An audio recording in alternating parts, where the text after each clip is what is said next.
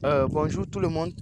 Comme vous le voyez, nous sommes à la ferme Bififa et je vais de façon ramassée vous expliquer comment ça se passe pour l'élevage des poissons en étang.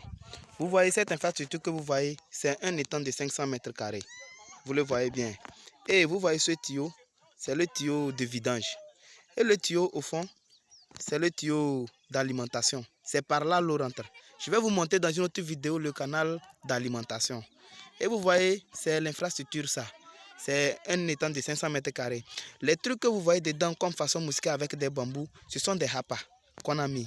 Les hapas c'est quoi? C'est une infrastructure qu'on met dans un étang pour faire des croisements avec les géniteurs pour pouvoir avoir des petites espèces de poissons qu'on appelle larves et qui seront plus tard à levain, qui vont devenir poissons.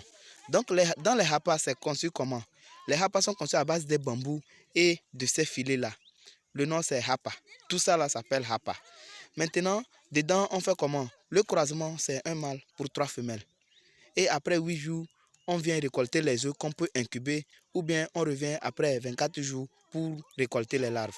Et on va les mettre dans une infrastructure comme celui-ci. Donc, et au bord de l'étang, vous voyez qu'on a mis du gazon. C'est pour au fait éviter l'érosion.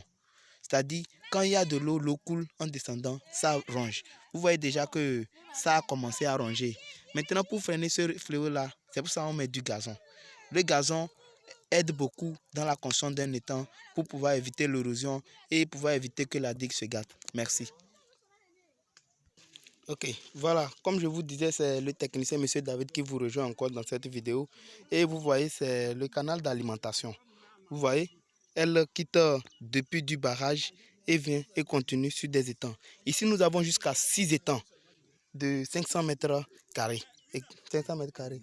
Et 8 étangs de 400 mètres carrés.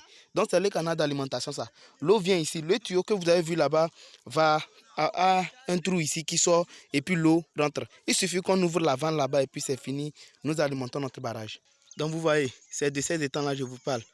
Il y a une au fond, l'autre ici, jusqu'à un infini. Vous voyez. Donc, nous avons ici 6 étangs d'une capacité de 500 mètres carrés. Dans une autre vidéo, je vais vous donner les capacités d'empoisonnement, combien on peut récolter après un cycle.